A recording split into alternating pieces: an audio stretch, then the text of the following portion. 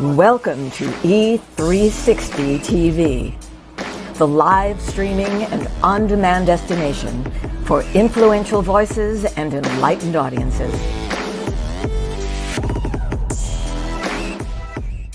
We offer trending, grassroots, and purpose-driven content across a diverse range of interests. E360 TV is more than just watching programs. We offer the ability to interact with live shows connecting audiences to real, authentic influencers and storytellers while streaming to millions of devices.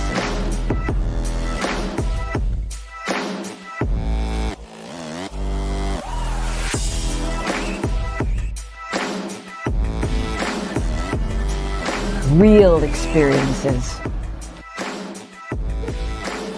Raw conversations. One destination for it all. E360 TV.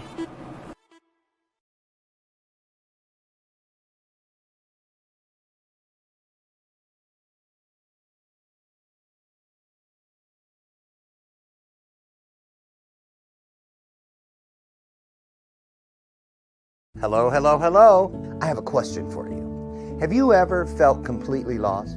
You know, seeking purposeful direction that could and should propel your mission within your divine journey to that next level, but still it hasn't happened. Well, my name is Lauren Michaels Harris, and I'm the founder of P3, the Journey Series. People come to me because they're wounded. Many are scared, and even there are those who are bruised simply because they feel that they are increasingly, for whatever reason, losing their ability to dream. Now, this P3 program is not for a person who's just looking to start a business, no, but rather for those of you out there who have been on your journey and you've been navigating within your divine purpose, but you still desire to elevate to that level that you have not reached yet. If this is appealing, if this describes you, then I want to have a chat with you.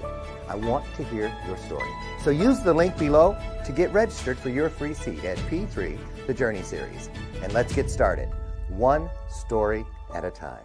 I'll see you inside. Click the link.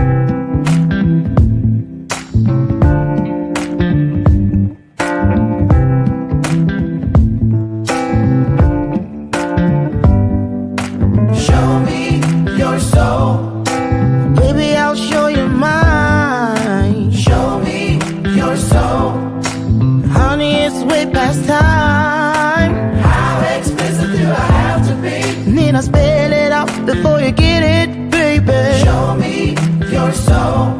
And honey, I'll show you mine. I'll show you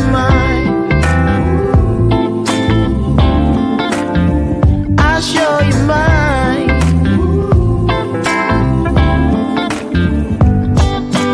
Oh, I'm standing right here holding up a sign, shamelessly displaying my state of mind.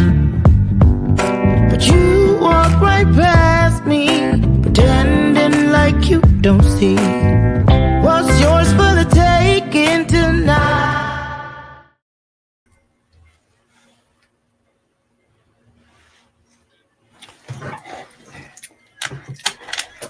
Oh, this is cray-cray, y'all, because I gotta take these out for a second because the delay Now I know why those Japanese movies were always off.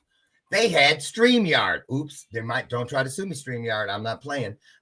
Good morning. So listen, today StreamYard has decided to update stuff. My screen looks entirely different.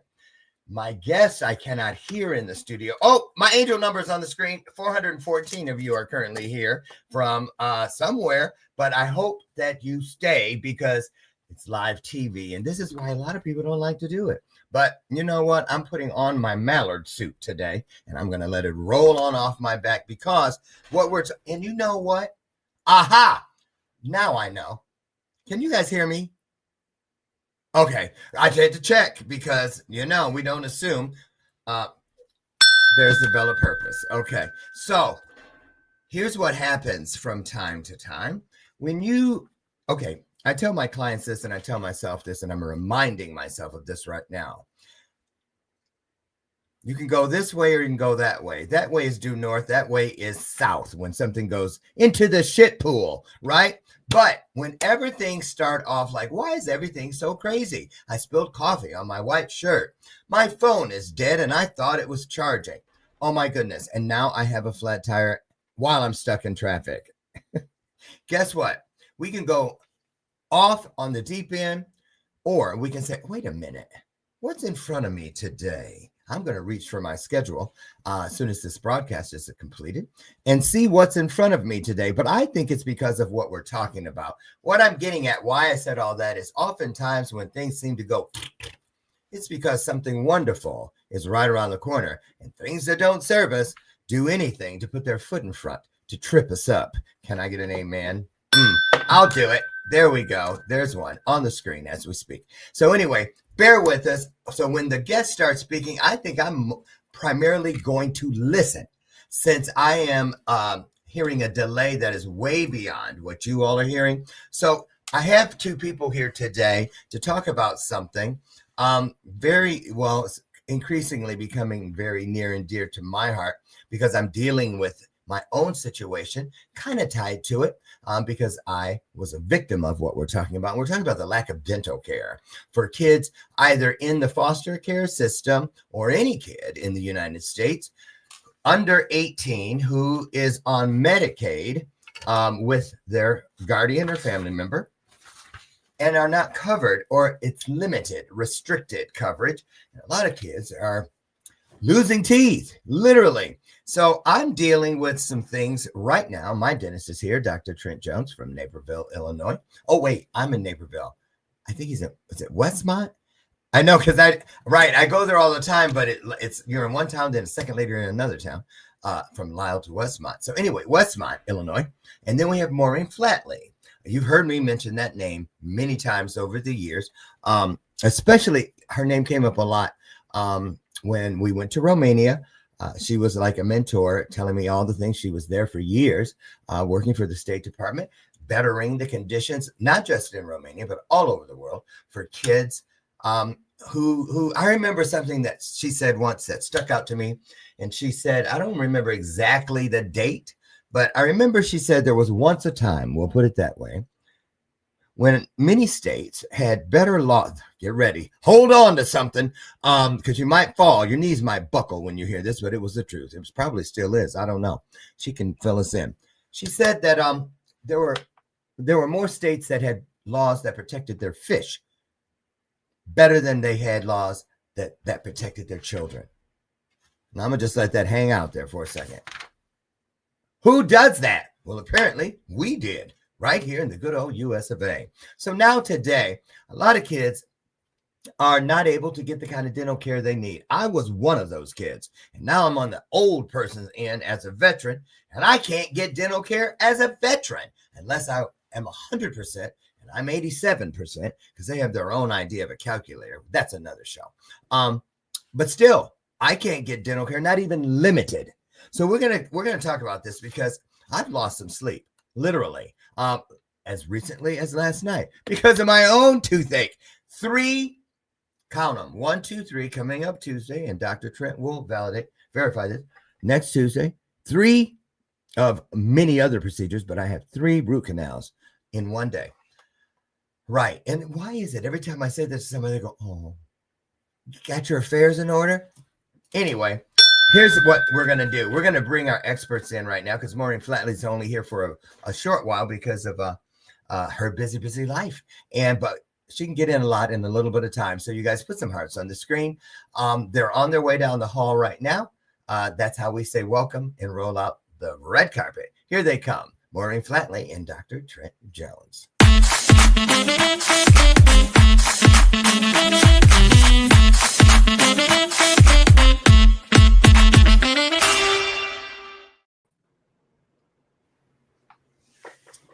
Hello. Okay.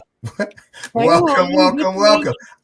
9 years, and I'm looking at a screen I have never seen before. Go figure. And we're here today. Oh, let me turn this.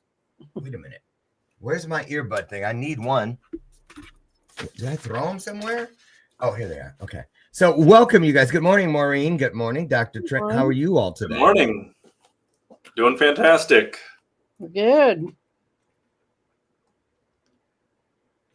I get it. Can you hear us? Hold on a second. I'm going to change the configure. There. Now I can see your faces so I can watch your mouths. So, because if something was covering up your mouths, I was like, is anybody? And I don't hear you now. So you guys can hear me, correct? Yes. Okay. I turned off all that distractors. Hold on. I think I'm going to do this on my knees. So God will do something. Dr. Trent, how are you today? I'm doing fantastic. How are you? Fine. Okay, let me just say this, and I'm going to shut up because the audience can hear you too. And here's what I found. Now, a lot of people, I thought that there was no coverage at all for kids 18 and under. But according to my printout, as of about 30 minutes ago, I asked, is there dental care or any coverage at all for minor children enrolled in Medicaid? Now, it was Medicaid you mentioned, right, Dr. Trent? Yep. Okay. And they said, yes, dental care is generally covered for minor children enrolled in Medicaid, and this coverage is mandated by federal law. However, this coverage is part of the early and periodic screening, diagnostic, and treatment benefit, which ensures that children receive the necessary dental care for their oral health. So that's what we get when we Google. I don't know if that's what you get when they come to your office, but you're going to talk about that. And Maureen's shaking her head no. But then they also mentioned something called, well, let me tell you this. So far, this is current for once. This year, in 2025, there's an estimated 37 million children under the age of 18 in the United States who are enrolled in Medicaid. Now, and that's also the CHIP program, one or the other. I don't know if kids are in both. Never heard of CHIP. They didn't have that when I was in. But then it says that that's the Children's Health Insurance Program. Okay. Mm-hmm. Now, according to an AAP analysis, this number, these 37 million children, represent roughly, this shocked me. It's probably what blew the speakers in the studio. 50%, because I screamed. 50%, I didn't really, but I felt like I should. 50% of all the children under the age of 18 in this country. Yeah. So the kids that are in it's half. So you guys take it away. I don't know what can be done, but we want to try to do something. Dr. Trent and Dr. Trent, I'm going to put something on the screen and you can kind of explain it if I can figure out how to get back. Okay, here. I'm going to go over so I can see the things I need real quick and drop this on the screen and you start talking about this child. I was in his office last week getting ready for what I have to do next Tuesday, and he showed me this. Hold on. Oh, this is a brand new layout. Okay, here we go. Take it away. Explain this, Dr. Trent. So this was a 10-year-old patient who presented to my office. I actually found her through my community Facebook group. Single mother had posted, said she had recently lost her job, didn't have the finances to afford care, and her child was in severe pain. So you never want to see a child in pain. I commented on this Facebook group, bring her into my office, free of charge. I'll provide whatever care is needed. If it's an extraction or pulling the tooth, I will do that. If it's a root canal, happy to do that. And when she presented, we see this huge abscess down on the lower right. That is not a second tooth. That is actually the infection that was attached to this tooth. And what happens when you get an infection is the nerve gets bacteria into it from decay. And that bacteria travels down the nerve to the tip of the root, and it forms an infection there. And when that infection festers, it causes a lot of pain, and it actually expands over time. And as that soft tissue infection expands, it actually eats up the bone as it does so. So there's two processes here. One, you have to get the tooth out, which can oftentimes be uncomfortable. You keep the patient as comfortable as you can with anesthetic and getting them as numb as possible, but they still feel a lot of pressure when the tooth comes out. The second part of this is that all that infection makes that area very acidic, and it makes it really challenging to get numb. So you not only have to remove the tooth, but you can't leave the infection behind. So once the tooth comes out, you really have to scrape the walls of the bone to make sure that you're getting all of that bacteria out, that soft tissue infectious granulation tissue, it's called. And really cleaning all of that out so that way the site can properly heal. Unfortunately, this was an adult tooth on this 10-year-old patient who will never have that tooth again. And so that's kind of what we're seeing here in this image. And this actually opened up a can of worms, if you will, on this community Facebook group, because then I had another mother post, well, can I bring my child? And then another. And so this actually sparked a big debate between Lauren and I as I was kind of sharing this news with him, because his upbringing in foster care actually led to a lot of his current circumstances, of what he's experiencing. So that's a little tidbit on that particular picture there. So Lauren, maybe I can put Trent's dilemma as a clinician into perspective, because this is not something that a single generous, wonderful dentist in a town in Illinois can fix on his own. This is a movement that we have to create. So I've been an expert in child welfare policy for almost 40 years. And during that time, we've done a lot of reforming of the system, a lot of oversight of the system. But in all of my years doing this work, and I was a foster parent in Washington, D.C. for 10 years, I have never seen a child in the system who received any routine dental care at all. And you can attribute that to a number of different things. So to your point about the number of kids on Medicaid, the problem is really much bigger than just the foster care system, but we focus on that because of your experience, because of the work I've done, and because that's where some of the most critical unmet need is. But problem number one is that many of these families have poor nutrition to begin with. Oftentimes the children involved receive no prenatal care at all. They are perhaps not receiving any routine medical care, so prevention. Their diets are typically subpar because they don't, if they have access to food at all, some kids are just getting that school lunch, and when they go home on a Friday, they have really no nutrition over the weekend, which then contributes to weakness of their teeth and weakness of their gums. And you can't buy toothbrushes with food stamps, which are being dramatically restricted now. The other big issue, and Trent and I were just talking about this, is transportation. Even if they can find a dentist that takes Medicaid, which is increasingly difficult, they can't get there. And sometimes their parents are dealing with a lot of issues that are making them dysfunctional or undependable or in some way disorganized or handicapped in their thinking.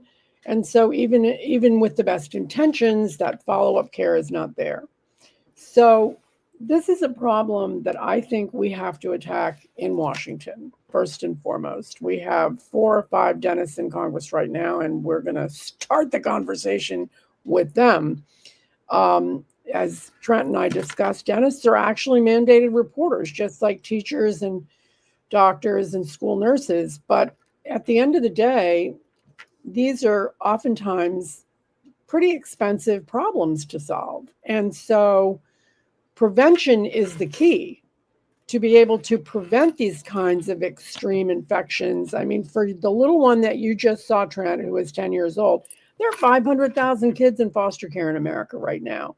That number has maintained consistency since really, probably, Lauren, when you were in this system, it was more like 100,000. But those kids it's like a river. The water never flows in the same place twice. So the population of kids cycling in and out of the system is astronomically high.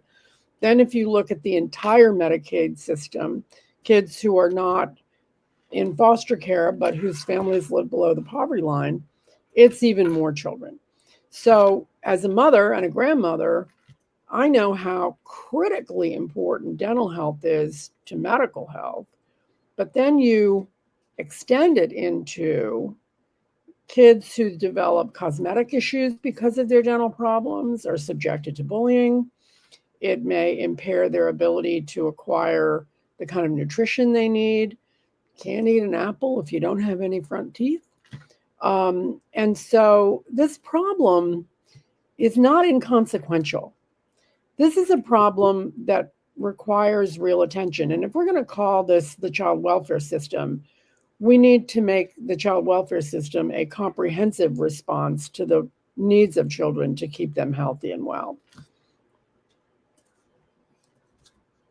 And I think you bring up a good point there. There's so many, it's a multifaceted issue, right? But some of these kids that have infections and pain, I can't imagine what they're going through when they have so much adversity in their life elsewhere. I have grown adults who come in pain into my office and they can't manage their own emotions and, handle themselves respectfully. Sometimes they treat me like I put the infection in their mouth, but then you have a kid who's going to school and navigating all of these other issues. It just creates another distraction or kind of obstacle for them to navigate the challenges that they're going through. Trent, can you talk a little bit about the link between dental health and physical health? We talked a little bit before the show about my husband's health issues and how he had to have some teeth extracted to avoid getting cardiac infections and other sort of secondary complications. With kids, I have to imagine that that's a real problem. Exactly. Periodontal disease, especially those oral bacteria that are associated with periodontal disease and tooth decay, they've been linked to cardiovascular disease, diabetes. It can affect growth and development. When you can't chew your food, you can't properly break it down because digestion starts in the mouth. And when you can't break down that food, you're going to suffer nutritionally, and it's going to affect your growth and development. But in your husband's case, we have what we call a medical clearance, by an oral dentist to come in and assess the dentition to make sure that before they go into surgery, the mouth is the gateway to the rest of the body. When you undergo a surgery, what they're really trying to prevent is bacterial endocarditis or an infection in the heart because of the strong link between oral bacteria and that getting passed in the bloodstream. It can cause circumstances of sepsis, infection in the blood, and then the bacterial endocarditis, which is can be lethal and life-threatening, and which is why before somebody undergoes a major surgery, they go to their dentist for a clearance to make sure that any infections have been addressed prior to undergoing that surgery. But yeah, the link between oral bacteria and systemic diseases, we're finding out more and more all the time. And so for somebody who's young like that, I can't imagine what you're setting them up for the rest of their life. Yeah, I think the other thing that occurs to me when we talk about things like diabetes is that we see, especially in the population of kids living below the poverty line, an overabundance of chronic illnesses, things like, diabetes in kids, type 2 diabetes in kids is beginning to be a huge issue. And but then we see, I call it the 4 A's: allergies, asthma, autism, and autoimmune diseases. And so kids are more and more susceptible to all of this. I think that when we talk about what do we do about this? How can we help? You've Trent set up an amazing sort of feedback system in your community, but you have a family to support. And I have to say, talking to my own dentist, the wonderful Dr. Michael Costello in Danvers, Mass., that dentistry is an expensive practice to operate. This needs to start with our policymakers. So right now in Congress, we're having a huge discussion, if you will, about Medicaid, a lot of proposed cuts to Medicaid. The words dental care have never come up in this conversation. And I think that most people in Congress have no idea that this is even a thing. And so, when Lauren called me to say that he was going to see you and he wondered, if this was a problem that other kids in foster care had, I was like, oh my God, I've been worried about this for years, but it takes the right combination of people to deliver the message. It's very difficult to send a message to the Hill that involves spending, but I feel like the American Dental Association has done a lot of great work from an advocacy perspective. So I'm hoping that we can get them to expand that interest into this space. And also there are 4 or 5 dentists in Congress right now. I would imagine we start with them. But, Lauren, at the outset, you made the comment, and I remember that conversation that we had about fish vividly. But, prison inmates get routine dental care, So, I think that this is one of those things where we have to level set the issue, bring it to the fore, talk about it, educate people about it. And, I think the dental community is really the tip of the spear because you guys are seeing it in ways that people like us can really not appreciate it. But if we care about children and we care about their health, we have to deal with this. Yeah, I agree. You run into so many logistical issues. Right now there's a lot of free services out there as far as screenings prior to going back to school. They have back to school fairs where they do offer, toothbrushes and some patient education and things of that nature, but it's not an in-depth exam. You don't have any x-rays. The most common cavities exist between the teeth where we can't see with the naked eye. And I know they're able to do sealants and, like an oral cancer screening at those visits, but it's really limited. And then you send out a referral for them to follow up on some of the things that you do see, and then the onus of responsibility is then back on the patient, and you don't know if they're going to follow up on those recommendations or not, right? Because at the end of the day, it costs money and that creates additional challenges. Yeah, look, we're all pretty middle-class people here. I think we're all doing okay. But whenever that dental bill comes across the mailbox, it's sticker shock for people with money. And Yep. So to put this in that context, and of course, prevention is really critical. We talk about, what's the first response to this stuff? And so we've had some success in requiring the states to do a basic physical exam of kids when they enter the foster care system. But I'm really not sure that dental care is included in that. And I think that that's one of the starting points that we could talk about. It doesn't necessarily apply to all kids in the Medicaid system, but quite frankly, and maybe this is another way we approach it, I do some work with Medicaid providers because of the work that we do with healthcare and mental health services to kids in the system. And honestly, I think that some of them would really get on the prevention train. I just think it's something that hasn't been discussed. And I think like anything else, we haven't really made it a priority. At a time when the federal government is trying to cut costs and to some extent, and I work with both sides of the aisle, this feels like a big expense. But it seems to me, Trent, that if we can get to those kids, to your point about this little 10-year-old, she just lost a permanent tooth. it seems to me that it's going to be a real challenge for her to get any kind of a crown or any kind of cosmetic response to that extraction, right? Yeah.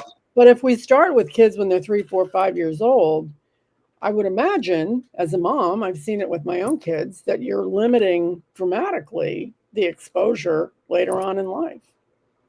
Yeah, absolutely. You know, in regards to that particular patient, they'd been on a waiting list for the University of Illinois, Chicago for 2 years. That's a little longer than what I've heard before. I know it takes at least 6 months if you want to get into some of these programs. But, you know, at least in the patient's self-report, it was 2 years. That patient had been off and on antibiotics, a broad spectrum antibiotic at that, for 2 years. So I can't imagine the consequences of torching all the good bacteria in her stomach. I mean, you're killing all the bacteria, both good and bad in that circumstance. And being on antibiotics for that long is not good either, you know. So not only do you have the detriment of the infection itself, but just addressing the symptoms of pain for that long, that's causing problems in itself too. You know, I read Lori Garrett's book, The Coming Plague, many years ago when it first came out. And one of the basic issues in the book is the overuse of antibiotics and all the unintended consequences that it causes, and creating that superbug and creating ultra resistance to any kind of routine medical treatment. So, you know, I can't even imagine the implications that had for a child of that age, you know, developmentally, you know, entering puberty probably. So, Trent. Oh, I'm here. I can talk now, by the way. Oh, goody. I brought myself before I have to leave. No, I brought myself in as a guest. So I can hear. Right. So okay. Really interesting. I want to say this or ask this before you leave, Maureen. What happens when people show up in Washington and say,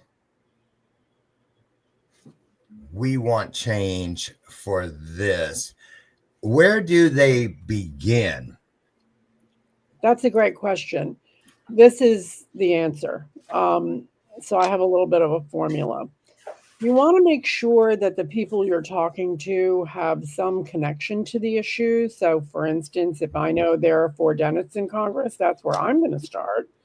You want to have somebody who's on the committee of jurisdiction, who has some ability to affect change. So in this case, it's probably the House Ways and Means Committee, the Senate Finance Committee, which are the 2 big committees that are involved with healthcare, along with probably education. But and then I like to go in the door, and Trent, you and I will be talking about this. I like to go in the door with at least an example of a pilot that could begin to discuss how to address this. So the biggest thing that kills a good idea is that it's too expensive. So I've had this thing about child exploitation working in Congress for several years, but the price tag on the bill is $5 billion. So everyone has sticker shock, even though we have offsets for the spending, and so it's really revenue neutral. So I think that part of what we need to do with this is to really crunch the numbers and not shy away from what the actual costs are, and then try to figure out a way to make it, you know, it's the old eat the elephant one bite at a time. Right now, I mean, I am quite sure, and Trent, you tell me if I'm wrong, I'm quite sure that we haven't actually penetrated all of the available and applicable Medicaid funds that could be used for this. I think it's a combination of, you know, not every doctor takes Medicaid, which has been a huge problem across the board, but, you know, you understand why from a practical perspective. And just a quick note on that, I think it's like 4% of pediatric dentists take Medicaid. Well, that's a good piece of data to start with. Yeah. And so perhaps we can create some other incentives, and perhaps we can have, you know, like a Teach for America, but for dentists for kids. I mean, there are a lot of different ways to come at this. And quite frankly, we probably need to be thinking of all of them. But the first thing that I always look at when it's a Medicaid conversation, we see this in mental health care all the time, is have we optimized accessing the existing system? And the answer is often no, because people don't even know that that Medicaid can be a thing for dentistry. We all know that, we're self-insured because dental insurance, if you're self-employed, is, basically a waste of money. But I think the number one thing is raising, you laugh, but I'm right. Well, 100%. Hello, exactly. But anyhow, I think that part of this is perhaps a public awareness campaign. I think the other part of this is you have to put it on the system to say, look, if you have a child that comes into your care as a social worker, and you can see that that child is missing teeth, that child is in distress, you need to get that kid to a dentist. A 7-year-old, an 8-year-old, a 10-year-old has no idea how to make a dental appointment. But once the child enters the child welfare system, the state or the government becomes as if the parent. And so, I say this all the time because, Lauren, you know me, I'm a fierce critic of the system. The system neglects these kids oftentimes far worse than their families ever would have, no matter how dysfunctional they were. So I think we're looking at a multifaceted campaign here of first educating Congress about the shortcomings, making sure they understand what the implications are for children if this goes untreated. I mean, look at you, Lauren. I don't want to say how old you are. 62, almost 62. Okay, so you're 62. You have made an amazing life for yourself after experiencing an incredibly difficult childhood. And so you are able to pay for Trent services. But how many people like you, and you and I have seen them walking around New York City on the street? No clue. How many people have died because of dental complications? We don't even know, right? So, I mean, I think it seems complicated, but back to your point, you have to find a champion. And so in Congress, all you need is one person who really, really gets it. And then you go from there. But you have to bring them the solutions. You have to do it in the context of what their authority is to do. Congress has a pretty simple mission. They authorize and appropriate spending and oversee the execution of that spending in the executive branch. So everything starts with them. Do you think, because when you said a campaign, what came to mind for me is, and Trent, you've probably seen that living around in Naperville area, when they are, and they're very tenacious, the abortion, the anti-abortion advocates, and they'll line the streets, the main with pictures of "Don't kill me," or I was a future president or something, and then it's a fetus or an embryo, and so I wonder if but it's difficult for us to do something like that with minor kids because their faces, you don't want to put their faces out there, but there's AI. We can make some duplicates or, something. I don't know.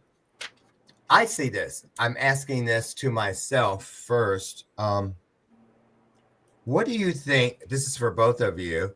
What do you think it's going to take to make people care about this? Because I know many times when it's something, it's not my problem. Oh, that's horrible. Too bad for them. Anyway, want to go to lunch? It's in one ear, out the other. People will feign interest or any number of emotions, but they won't get involved or they won't even spread the word. So what do we do with that? How do we get the face of this in front of the country? Well, you just raised one of the biggest difficulties in all of child advocacy. Well, first of all, let me just say, people pay a lot of lip service to children in America, but the follow-up and the response to the concrete issues and unmet needs of kids is pathetic. And I have a lot of friends in the pro-life community, and we talk about this all the time. It's not enough to be pro-life until birth. Once these kids get here, I mean, this is one of the I talk all the time about the unintended consequences of the Dobbs decision, and I am very sympathetic to a lot of what they're saying. But you can't just let that baby enter the world to grow up under whatever circumstances they are and not make sure that that child is healthy and well. We are the richest country in the world. And I've traveled, as you well know, all over the world. And I would say that the dental care that was available in Romania was superior to the dental care that was available in Washington, D.C. So the bottom line is that, again, champions. And as far as I'm concerned, having had a little bit of time to think about this, honestly, Trent, I think it's you guys. I think that the dental community has done a great job of advocating for dental health. I just think it's time to take it to the next level.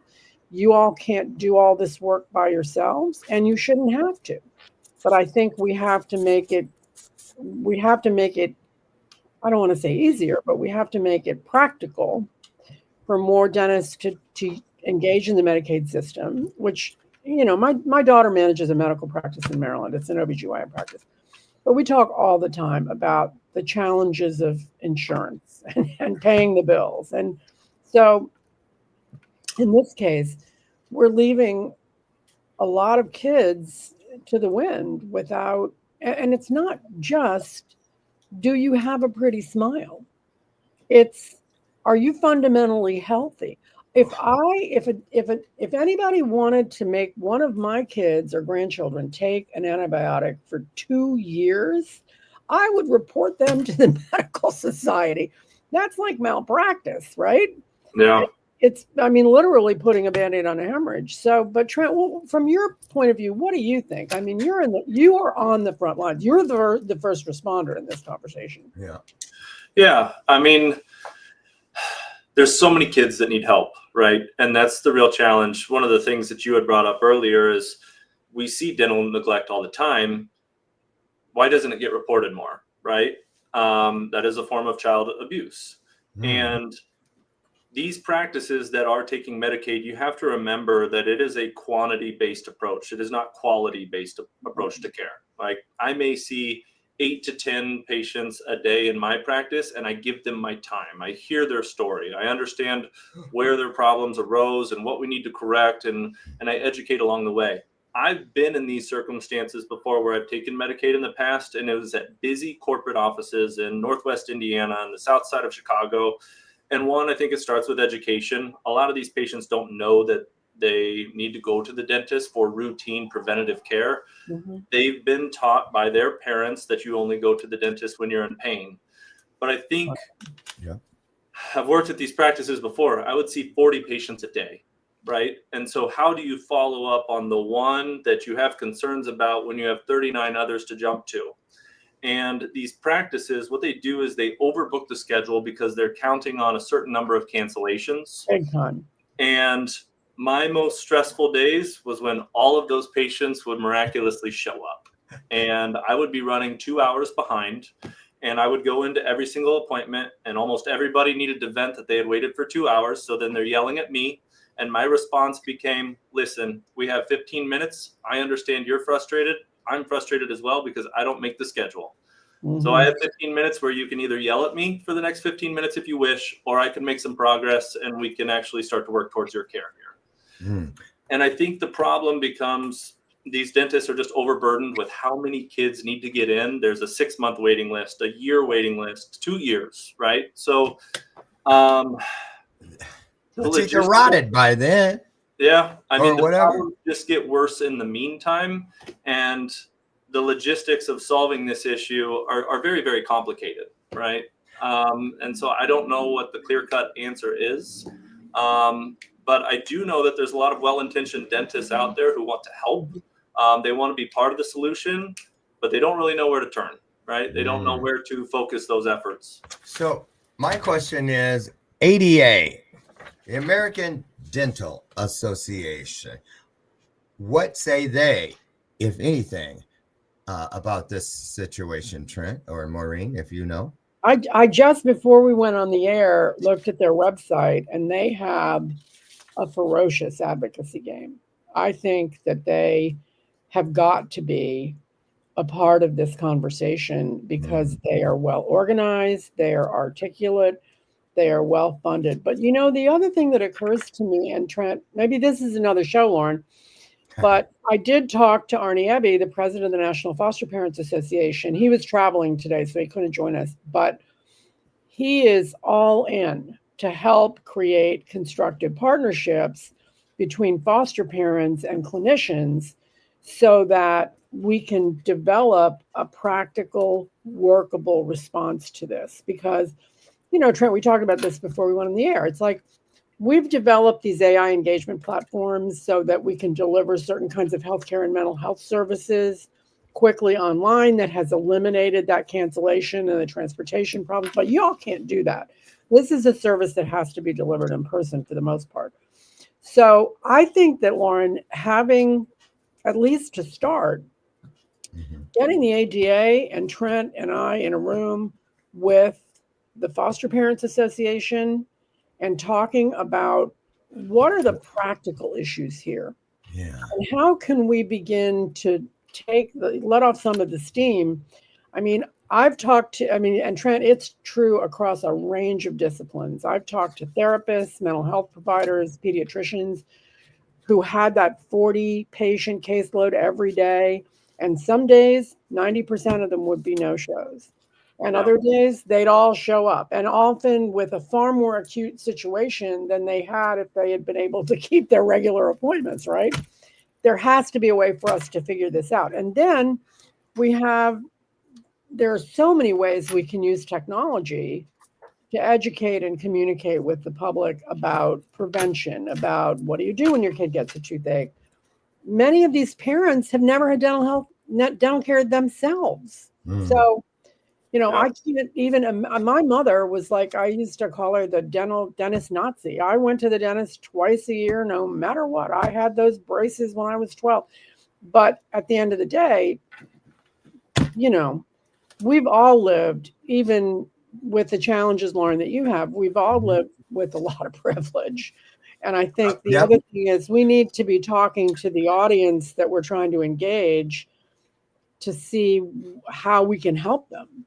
Well, you know, that's a really great point. And it's one that keeps me up, believe it or not, literally, a number of nights it has happened. And I can't do anything about that. Something keeps me from just going, oh, well, it's someone else's, you know, and I have the power of we, because I was doing that, thinking about the foster care system, because I'm an alumni, but I never in a million years would have thought that my 62-year-old status of my mouth would encourage me to pick up an entirely new battle. But like Maya Angelou said, no one has to tell you, or they shouldn't, to just do right. Just do it. Take up the battle is what she says. And I wonder if, Maureen, this is something you might be able to speak to, and you too, Dr. Trent. What if there was some type of recruiting for fellow practitioners, like you, Chet, your colleagues, to do a certain amount of pro bono, like attorneys will do, and maybe get some tax benefit or something if you do it, just to offset until something bigger, from something national can be put in place to do that. I don't know. You know, Lauren, you're kind of reading my mind weirdly as usual. I think it's an array of incentives here, right? I think that some of this is, like, I know my dental hygienist, if she were given an opportunity to do, let's say, 5 cleanings a month or whatever, she'd do it in a heartbeat, right? I think it's a question of, people in the field don't understand the unmet need to some extent. We have to make it easy. we have to make it fair. I mean, you use the analogy of a lawyer. So, I know a lot of lawyers. I use lawyers all the time to do pro bono work for kids. I think the economics of a law practice are really different from the economics of a dental practice. I think the overhead is a lot lower, although the student loans may be the same. But be that as it may, I think we start this conversation, Lauren, with two target groups, the dentists and the foster parents. And then we start to see, okay, where are the real barriers? Because sometimes the real barriers are not that obvious. So it's like, Trent, you can do a couple of extractions a week. That's not going to kill anybody, but it's like that Facebook group. I know what you're saying about the Facebook group. So one person sees you helping somebody else and suddenly you've got 100 people asking you. That's not manageable.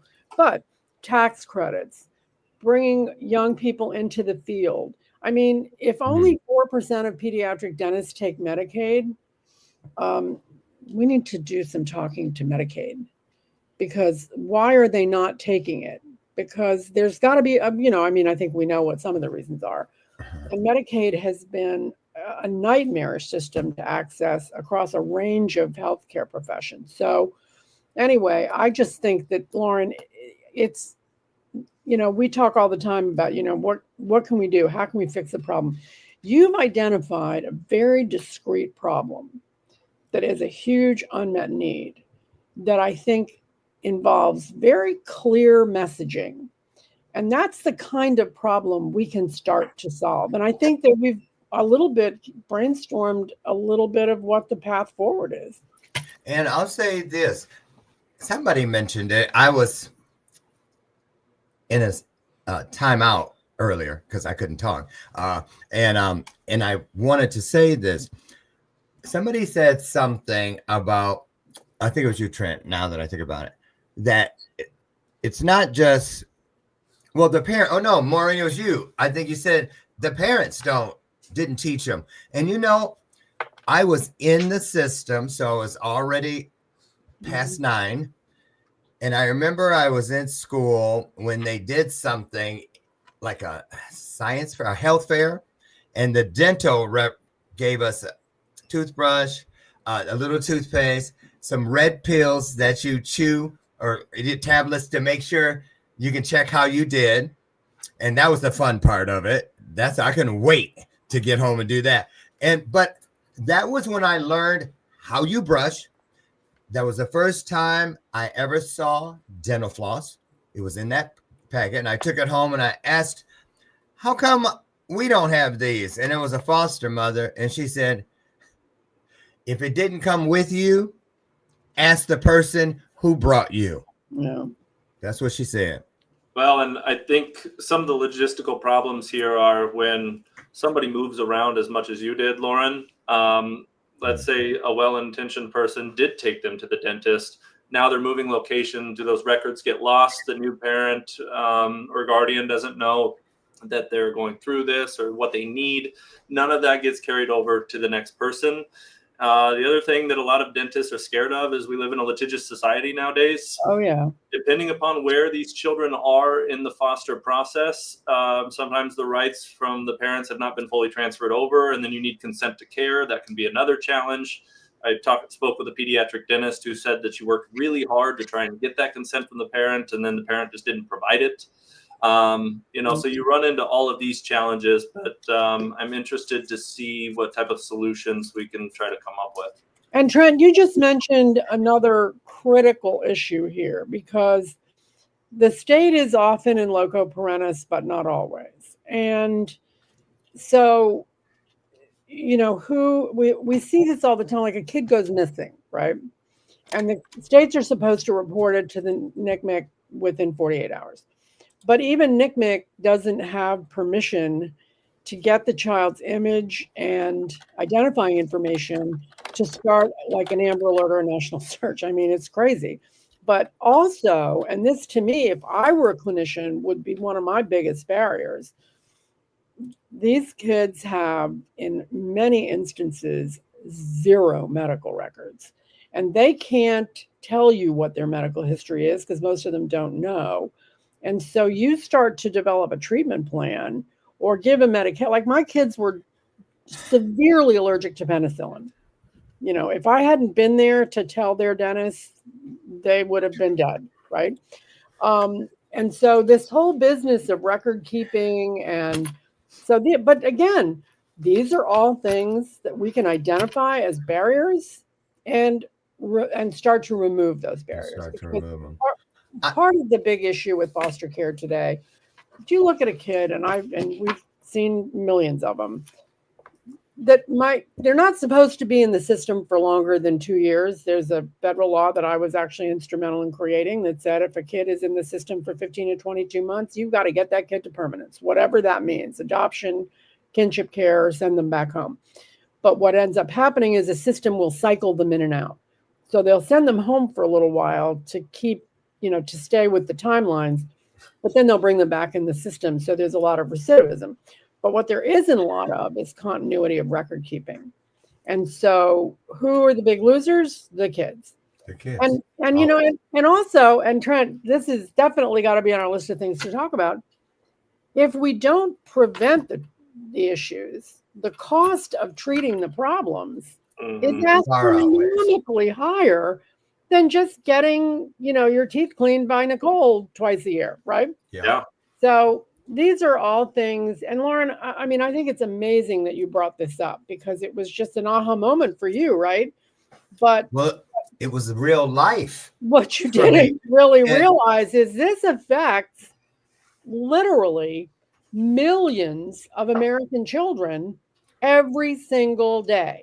Yes. I mean, if you look at the entire Medicaid population and then you back it into the child welfare system, this is no small thing. And we're worried about kids being on the internet, and we're worried about kids smoking, and we're worried about this and that. But this is, and Trent, I think you've done an amazing job of articulating what the issues are. This is so foundational to a child's health and well-being. And it is the last thing anybody has wanted to talk about. Exactly. And unfortunately, we do need another show. I think we need to do a 90-minute special. A 90-minute one, just to get some more experts aboard, get some more eyes on it. And we would definitely be happy to do that with the E360 television network and Trajectory TV. But I want to say this as we get out of here. Literally, I'm looking at my other screen, so I'll get the words right, and it's breaking my heart. I'm really going to try not to cry. I look over on the wall over there, and I see 9, and you can see something back there.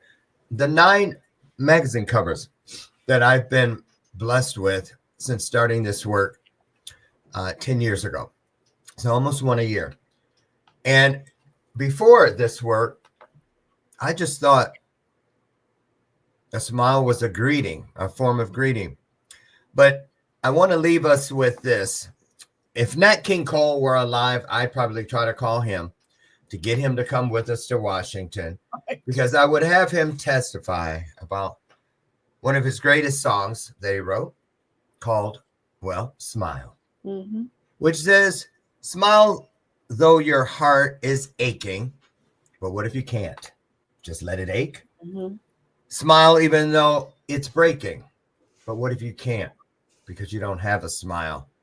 When there are clouds in the sky, you'll get by if you smile through your fear and sorrow. I just want to say those aren't just lyrics, because if I had been the little girl whose tooth you saw, I most likely wouldn't be living this life. And who knows, I might not be living at all. And so just keep that in mind and keep your eyes open for what we're going to do.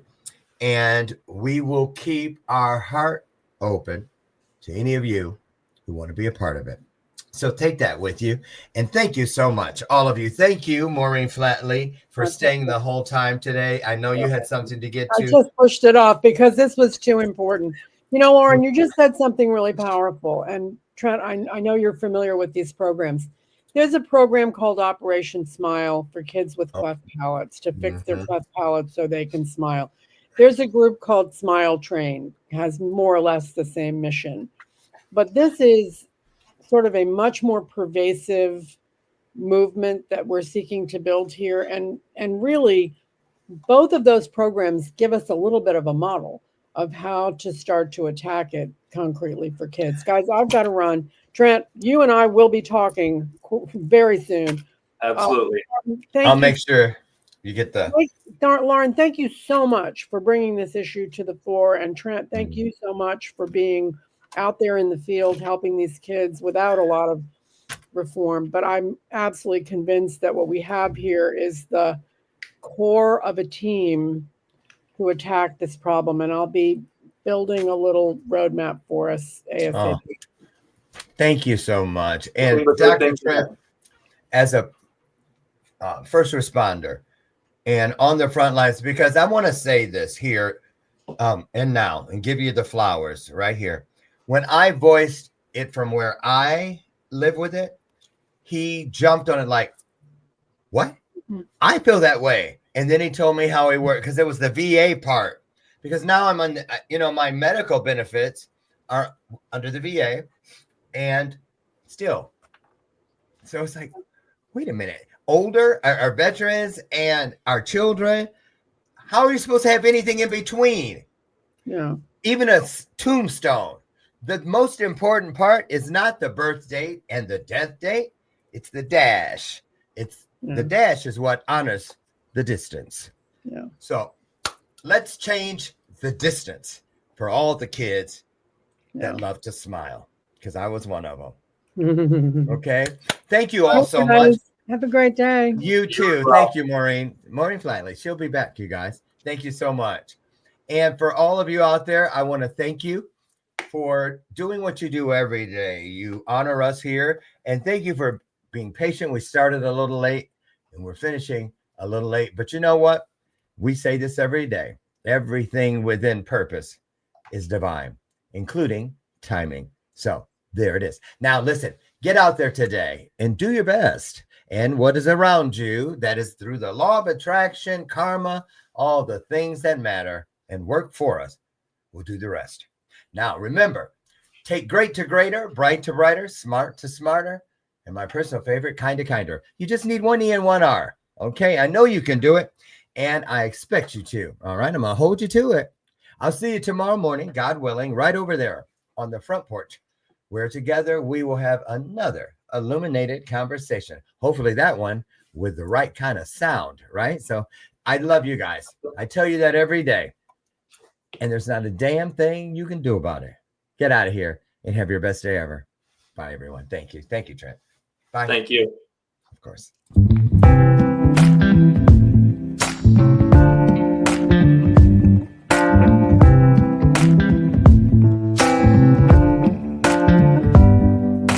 Show me your soul.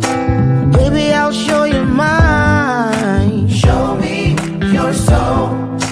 Honey, it's way past time. How expensive do I have to be? Need I spell it out before you get it, baby? Show me your soul. And honey, I'll show you mine. I'll show you mine.